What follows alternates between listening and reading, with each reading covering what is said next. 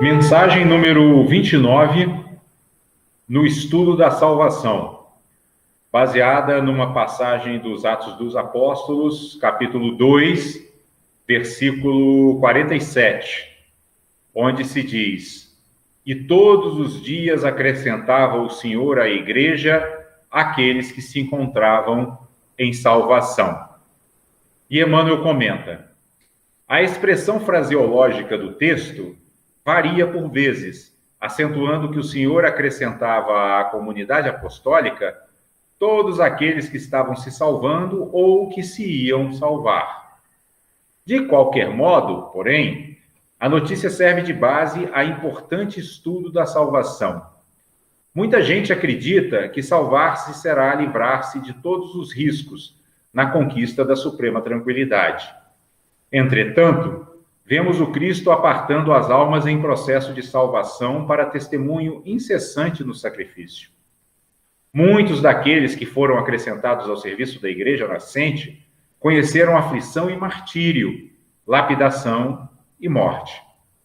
Designados por Jesus para a obra divina, não se forraram à dor.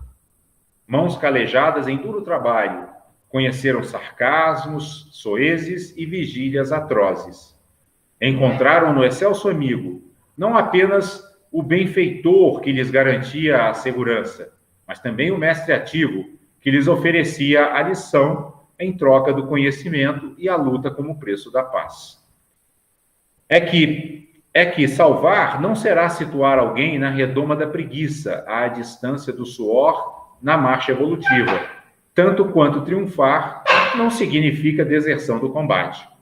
Consoante o ensinamento do próprio Cristo, que não isentou a si mesmo do selo infamante da cruz, salvar é, sobretudo, regenerar, instruir, educar e aperfeiçoar para a vida eterna.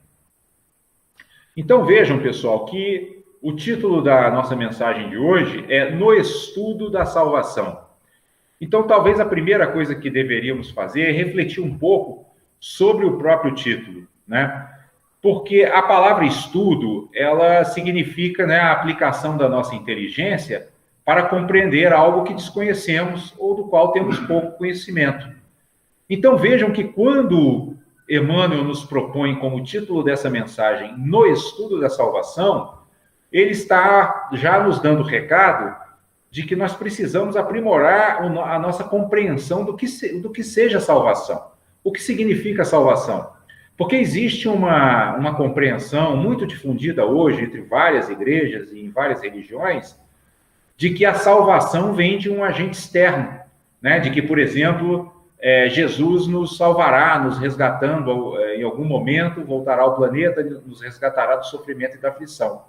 Entretanto, a salvação, no sentido, sobretudo, da doutrina espírita, ele tem um sentido um pouco diferente, porque a doutrina espírita, ela não é salvacionista, nesse sentido de que ela desenvolva uma crença de que algum ser virá nos salvar. A doutrina espírita, ela é evolucionista, ou seja, nós mesmos, com o nosso trabalho sobre o nosso autoaprimoramento, né, o aprimoramento do nosso mundo interior, é que encontraremos a salvação, que nada mais é do que nos libertarmos, né, das nossas emoções perturbadoras, dos pensamentos negativos e alcançarmos a iluminação. Mas isso é um trabalho nosso, né? Isso depende do nosso próprio esforço. Emmanuel, inclusive, ressalta em várias passagens que esse trabalho da nossa evolução, ele é pessoal e intransferível. Nós não temos como delegá-lo para outrem. Outras pessoas não poderão fazer por nós. Cada um de nós terá que cumprir com esse trabalho do nosso próprio autoaperfeiçoamento para chegarmos um dia à perfeição espiritual, que é o que a mensagem aqui entende como salvação. Inclusive, é curioso também a gente explorar um pouquinho, nesse título da mensagem, a própria palavra salvação, a origem dela, né? Onde que ela se originou? Qual é a sua origem etimológica? Porque a palavra salvação, ela se origina de uma palavra grega que é sotéria, né, ou soteria, eu não sei exatamente como pronunciar, e que transmitia a ideia de cura, redenção, remédio e resgate. né? Então, salvação, ela traz esse sentido, né, de uma cura, né? E aí a gente poderia perguntar, cura de quê? Né? Aqui no caso, como nós estamos aqui comentando uma passagem num contexto espiritual, né, num contexto de evolução espiritual, né, essa cura seria a cura de nossas próprias imperfeições, seria a cura de nossas emoções perturbadoras e a cura de nossos pensamentos negativos, né? Ou, em outras palavras, seria nós purificarmos nosso coração e clarearmos nossa mente, né? Ou seja, termos um coração pacificado e uma mente lúcida. Isso seria a salvação. Relembrando e reafirmando mais uma vez que a salvação é um trabalho que precisamos empreender por nós mesmos, né? Nós mesmos vamos ter que efetuar, né, executar esse trabalho de desenvolvimento do nosso mundo interior e de purificação de todas as nossas imperfeições. E vejam que Emmanuel, quando ele começa os seus comentários sobre essa passagem dos Atos dos Apóstolos, ele ressalta aqui que a expressão fraseológica do texto varia por vezes, acentuando que o Senhor acrescentava à comunidade apostólica todos aqueles que estavam se salvando ou que se iam salvar. Olha que coisa interessante. O que ele está querendo dizer aqui, Emmanuel, né? Ele diz que esse texto, muitas vezes, ao invés de ser escrito que o Senhor acrescentava à igreja aqueles que se encontravam em salvação, ele vinha escrito que o Senhor acrescentava à igreja aqueles que se iam salvar. Esse ser faz toda a diferença, porque aí nós estamos fazendo o quê? Quando nós dizemos que os seres estavam se salvando, nós estamos dizendo, então, que cada um está fazendo o trabalho de sua própria salvação. Não existe um agente externo, né, trabalhando sobre isso. E é isso que Emmanuel está destacando aqui, que em muitas traduções, elas acentuam, né, elas destacam essa partícula C, né, que vem aí aliada ao salvar, né, indicando que é o próprio ser, é a própria pessoa que está fazendo o trabalho de seu autoaprimoramento, que está se salvando, né? E esse início de comentário também aqui, seria interessante a gente destacar que quando o texto dos Atos dos Apóstolos diz que todos os dias o Senhor acrescentava à igreja aqueles que se encontravam em salvação, na verdade, não é que o Senhor, ou seja, não é que Jesus acrescentava à igreja aqueles que se encontravam em salvação. Os seres é que passavam a comungar desse ideal, né? Então, o que acontecia, né, e acontece ainda hoje, é que quando o ser desperta para a necessidade de seu autoaperfeiçoamento, ele naturalmente busca uma comunidade religiosa, né, à qual ele possa se juntar e à qual siga um mestre que tenha dado ensinamentos que possam ajudá-lo a fazer esse trabalho de autoaperfeiçoamento. Então, na verdade, não era o Senhor que acrescentava os seres à comunidade apostólica. Os seres é que passam, então, a cultivarem, né, esse ideal de autoaperfeiçoamento e se juntam à comunidade religiosa por sua própria decisão, né, por terem se convencido de que precisam se libertar do sofrimento e de que há um caminho que leva à libertação do sofrimento e da aflição. Então, eles passam a buscar por si mesmos, né, essa salvação, né?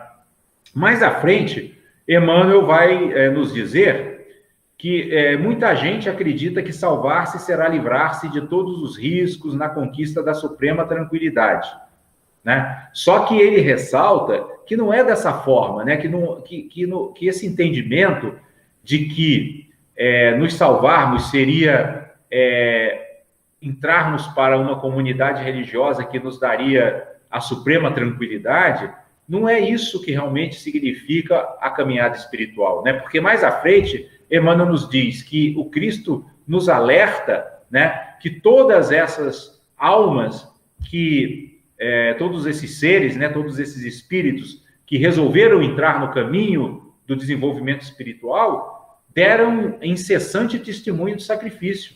Ou seja, o caminho espiritual não é um caminho de tranquilidade no sentido em que nós entendemos tranquilidade. Porque nós entendemos tranquilidade como assim? Como tirarem do nosso caminho todas as dificuldades. Mas não é essa tranquilidade que o caminho espiritual oferece. A tranquilidade que o caminho espiritual oferece é uma tranquilidade interior, é uma fortaleza interior que nos permite lidar com as dificuldades sem perdermos a serenidade, sem perdermos a nossa clareza mental. Ou seja, os desafios continuarão aparecendo no nosso caminho, só que nós iremos desenvolver habilidades de lidar com esses desafios e com essas dificuldades de maneira lúcida, de maneira sábia, né? Então, esse é o ponto importante a nós destacarmos, né? Para que não tenhamos falsas expectativas de uma tranquilidade externa que efetivamente não acontecerá. Nós teremos que continuar lidando com os desafios, com as dificuldades, porém agora, ao trilhar um caminho espiritual, desenvolveremos a habilidade de não perdermos a nossa paz e o nosso equilíbrio diante dos desafios que aparecerem em nosso caminho, né? E aí, Emmanuel, para reforçar essa ideia, né, de que os desafios continuarão aparecendo ao longo do caminho do praticante espiritual, ele ressalta ali mais à frente, né, que muitos daqueles que aderiram ao serviço da igreja nascente, ou seja, daquela igreja primitiva que começou a surgir logo após a crucificação de Jesus, muitos deles conheceram aflição e martírio, lapidação e morte. Vejam que nesses tempos, né, da igreja primitiva, havia muito sofrimento por parte daqueles que aderiam ao cristianismo, porque o cristianismo era perseguido como uma religião proibida. Então, muitos de seus praticantes eram, inclusive, como diz o texto aqui de Emmanuel, lapidados, né? O que significa lapidados? Né? Submetidos a um apedrejamento, né? Ou condenados, muitas vezes, à morte por apedrejamento. Inclusive, a gente poderia lembrar aqui o primeiro dos apóstolos de Jesus que foi sacrificado, que era Estevão, né? Estevão foi o primeiro que foi condenado ao apedrejamento e que morreu dessa forma, né? Ou seja, as pessoas se reuniam ali em volta da pessoa condenada, atiravam pedras até que ele sangrasse até morrer, né? Então, uma morte terrível. Então, vejam que não era uma vida tranquila a vida dos praticantes cristãos daquela época, né? Então, nós hoje também, embora não exista mais essa brutalidade, né, essa crueldade, né, de chegarem a lapidar, né, um praticante espiritual, mas hoje a gente ainda vai lidar também com muitos desafios, né, com muitas, por exemplo, com muito sarcasmo, né, de pessoas que muitas vezes olham para nós que somos praticantes da doutrina espírita, e aí nos taxam muitas vezes de bruxos, né, ou dizem que nós praticamos uma seita do demônio, coisas dessa natureza. Ou seja, nós hoje não sofremos lapidação física, né? Mas sofremos ainda, muitas vezes, a incompreensão, né? A agressão das pessoas, né? Pelas palavras, né? Pela maneira de se dirigirem a nós, por não compreenderem exatamente o que significa a doutrina e qual é a sua verdadeira finalidade, né? E aí, quando vai caminhando para a conclusão do seu ensinamento, Emmanuel faz aqui uma afirmação que é muito importante da gente guardar, né? Que é a definição, então, clara do que realmente é se salvar, do que significa salvação, né? E ele nos diz que salvar não é nos situarmos numa redoma da preguiça, à distância do suor na marcha evolutiva. Tanto quanto triunfar não significa deserção do combate. Então, vejam, o que Emmanuel está nos dizendo aqui no penúltimo parágrafo da mensagem é que a salvação, ela não nos coloca numa redoma, né?